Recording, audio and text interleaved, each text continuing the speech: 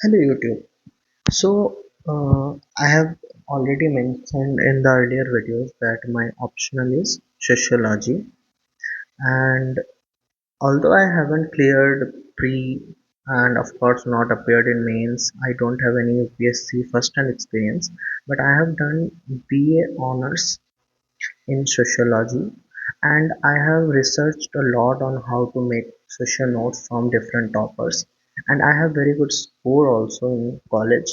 I have literally loved this discipline. Although I had science in 10 plus 2, I was having PCM, but then only due to UPSC optional purpose, I went ahead with sociology in my graduation.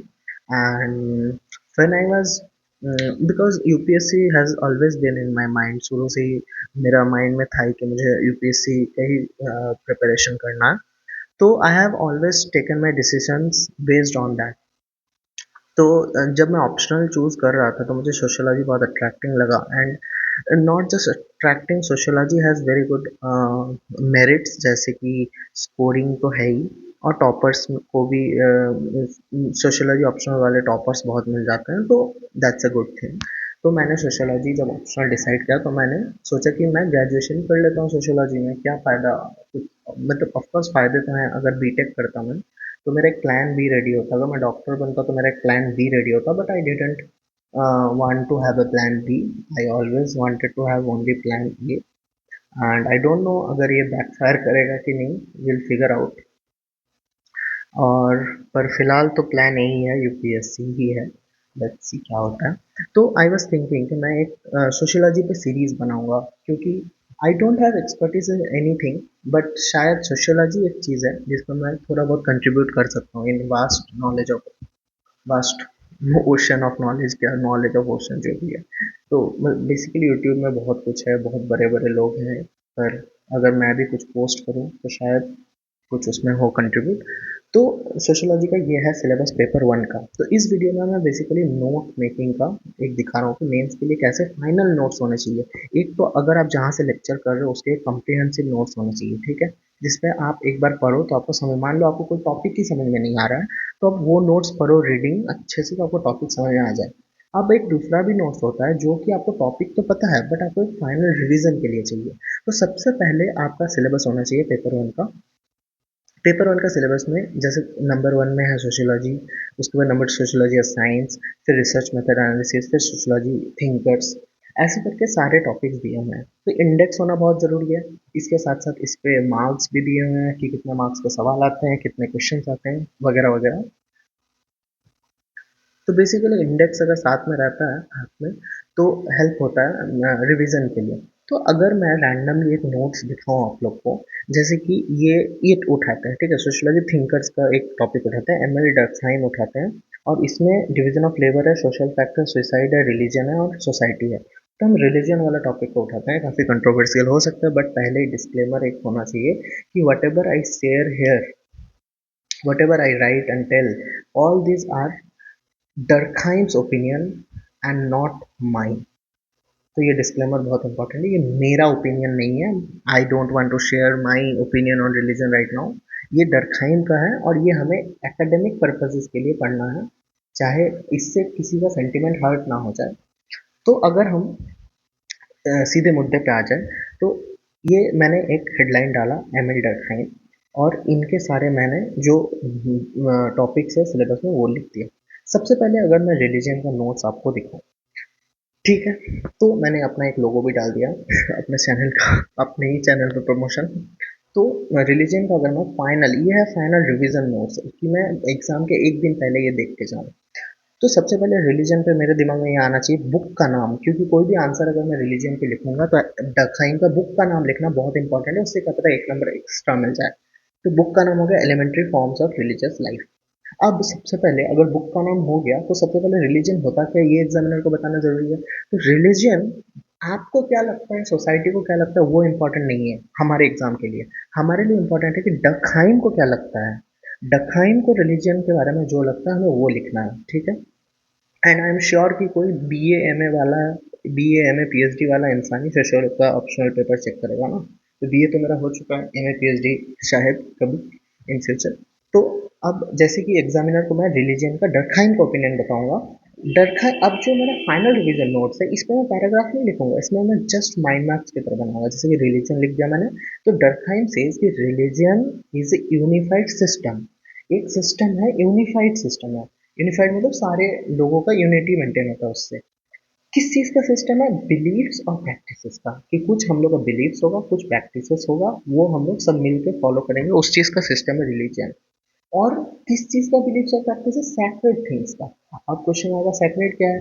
अब examiner को हम लोग बताएंगे कि society को Durkheim, I am again and again mentioning Durkheim because it's not my opinion. Society को Durkheim दो चीज़ों में सोसाइटी की चीज़ों को डिवाइड करता है, एक हो गया सैक्रेड, एक हो गया प्रोफेन। और कोई भी चीज़ प्रोफेन से सैक्रेड या सैक्रेड से प्रोफेन रिचुअल्स के थ्रू इधर उधर हो सकते हैं। तो अब एग्जामिनर को मैं हमने ये बता दिया कि उनका बुक है, बुक में रिलीजन का ये डेफिनेशन है, और डेफिनेशन में जो जो चीज़ें आ रही है वो हम एग्जामिनर को बताते चलेंगे। तो सबसे पहले हम सेक्रेट बताएंगे उनको, कि जो भी चीज़ें सोसाइटी में सेट अपार्ट होती है या फॉरबिडन होती है, जो कि नॉर्मल डेली लाइफ में हम जिनको कैजुअली नहीं डील कर सकते हैं, उनके लिए अलग एक स्पेशल ट्रीटमेंट होगा। जैसे for example cow, cow in Hindu society, Hindu society में काउ का एक अलग इंपॉर्टेंस है, तो वो हो गया सेक्रेट। और प्रोफेन जो है, मान लो अब गोट मान लो प्रोफेन है, तो गोट गोट प्रोफेन है, या फिर ये एग्जांपल एप्लीकेबल नहीं हो रहा है, जैसे हम प्रोफेन है, ह्यूमन प्रोफेन है, तो हम काउ को इम्प्योरिटी के साथ टच नहीं कर सकते हैं, या काउ को डिसरिस्पेक्ट नहीं कर सकते हैं। और ये जो सेक्रेट का जो लिस्ट है कि एक दो तीन चार, ये लिस्ट यूटिलिटी के बेसिस पे नहीं बना है कि काउ गोट से ज़्यादा इंपॉर्टेंट है या काउ हॉर्स से ज़्यादा इंपॉर्टेंट है, नॉट लाइक दैट। हाँ, काउ का अपना इंपॉर्टेंस है, काउ मिल्क देती है हमें, but that's not a point here. कुछ कुछ कोई भी चीज़ सैक्रेड हो सकता है एक सोसाइटी में, जैसे कि स्टोन, जैसे शिवलिंग का जो होता है, Shivling is a stone after all, मतलब भगवान तो उसको हिंदू सोसाइटी मानते हैं ना, अदरवाइज तो सोसाइटी का मतलब अगर मटेरियली देखा जाए तो शिवलिंग इज स्टोन। तो डरखाइन बोलते हैं कि स्टोन का तो कोई यूटिलिटी है नहीं आज सच, पर यूटिलिटी के बेसिस पे हम नहीं मानेंगे सेक्रेट। हम अगर भगवान मान लिए हैं शिवलिंग स्टोन को, तो वो भगवान है। तो वो पावर होल्ड करते हैं और डिग्निटी होल्ड करते हैं। It's not about utility, it's about power and dignity. और ये डरखाइन का पॉइंट ऑफ व्यू है, मेरा पॉइंट ऑफ व्यू नहीं है। तो प्रोफेन जो है, अब प्रोफेन का जो डेफिनेशन देते हैं डरखाइन बहुत ही इंटेलिजेंट देते हैं कि जो भी सेक्रेट नहीं है वही प्रोफेन है, तो नथिंग टू रिमेंबर है। तो ऐसे करके अगर आप एक के साथ एक रिलेशन बना के चलोगे कि ये पढ़ा फिर ये क्यों हुआ, ये पढ़ा फिर ये क्यों हुआ, ये पढ़ा फिर ये पढ़ा, ऐसे क्या होता है कि इससे आपको याद रखने में बहुत हेल्प होता है। अगर आप डायरेक्ट डायरेक्ट पैराग्राफ पढ़ोगे तो याद करना बहुत डिफिकल्ट होगा। और फिर अगर नेक्स्ट अगर हेडलाइन डालें, ये मेरा जो जहाँ से मैंने लेक्चर्स किए उसके नोट्स से फिर मैंने फाइनल रिवीजन नोट्स बनाए हैं। और फिर क्वेश्चंस भी मैंने देखे हैं कि किस तरह के क्वेश्चंस आ रहे हैं उसमें। तो डरखाइम्स का जो रिलीजन पे उन्होंने एक रिसर्च किया था अरुणता ट्राइब्स पे, मैंने वो लिख दिया। अब अरुणता ट्राइब्स ऑब्वियसली कहाँ का एग्जामिनर को बताना जरूरी है, तो हमने एग्जामिनर को बता दिया कि अरुणका ट्राइब ऑस्ट्रेलिया का है।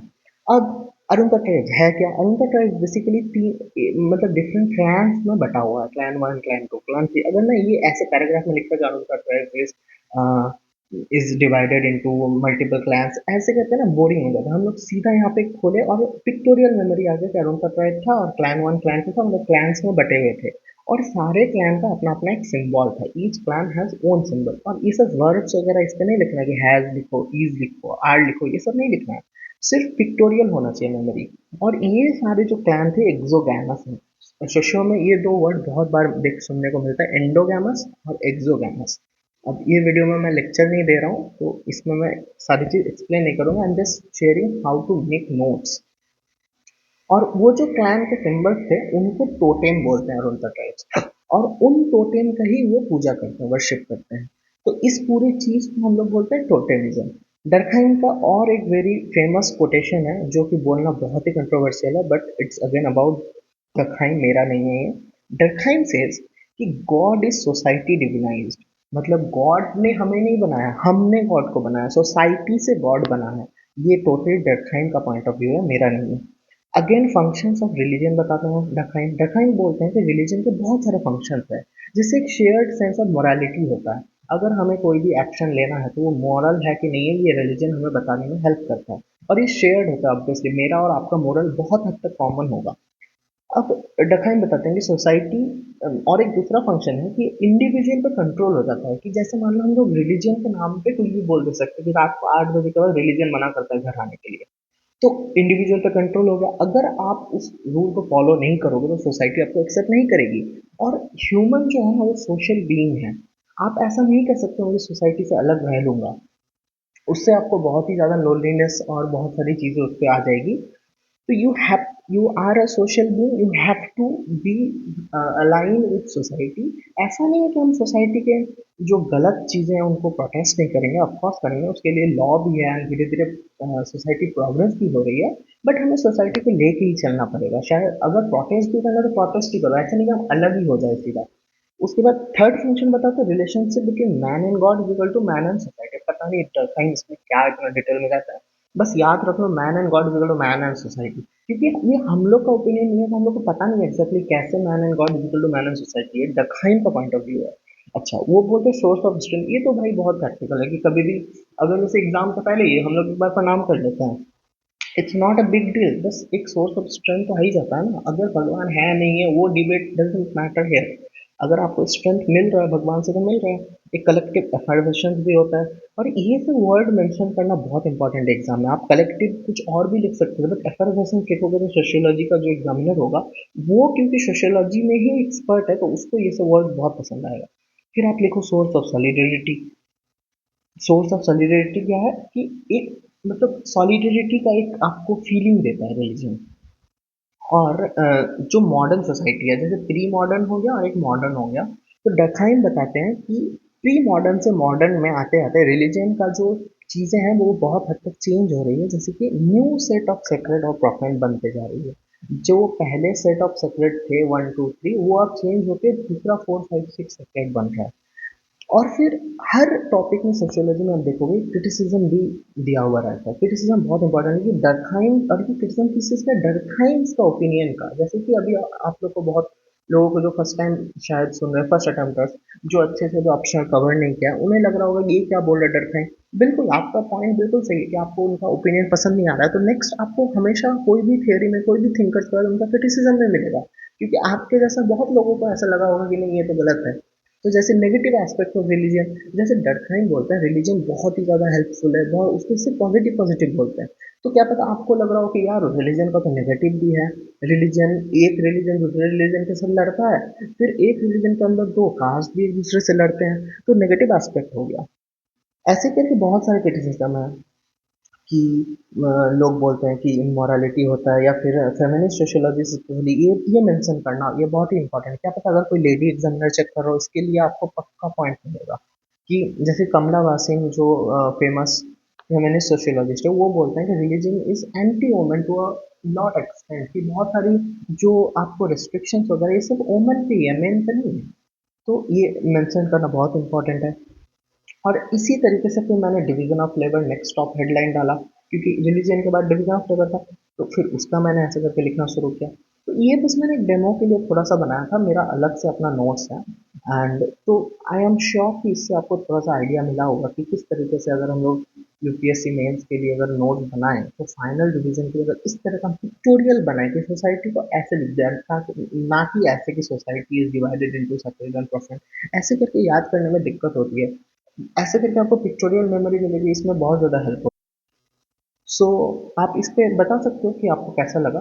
और मैं ट्राई करूँगा कि सोशियोलॉजी ऑप्शनल पे वीडियो का एक सीरीज लाऊँ मैं, कि हर दूसरे तीसरे दिन जब भी मैं बोर हूँ थोड़ा सा पढ़ाई से, तो मैं कुछ ना कुछ सोशियोलॉजी ऑप्शनल के बारे में वीडियो बनाते रहूँ, जितना मुझे पता है फिर जितना मैंने टॉपर से सीखा है।